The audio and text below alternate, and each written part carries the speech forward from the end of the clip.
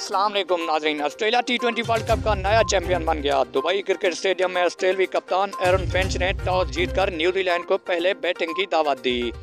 इस मैच की तमाम तर तफसीलात से हम आपको मुकम्मल तौर पर आगाह करेंगे। उससे पहले अगर आप हमारे चैनल पर नए हैं तो हमारा चैनल सब्सक्राइब करें और घंटी के बटन को ज़रूर प्रेस करें ताकि हर आने वाला नया नोटिफिकेशन आपको मिलता रहे। तो आपका कीमती वक्त ज़ाय के बगैर आपको बताते हैं कि T20 फाइनल में ऑस्ट्रेलिया ने न्यूजीलैंड को 8 विकेटों से शिकस्त दे दी।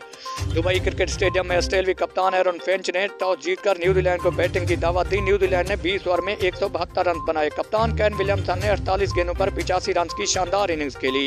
ऑस्ट्रेलिया की तरफ से हेजलवुड ने शानदार बॉलिंग का मुजाहरा किया और 4 ओवर में 16 रन के एवज 3 विकेटें हासिल की।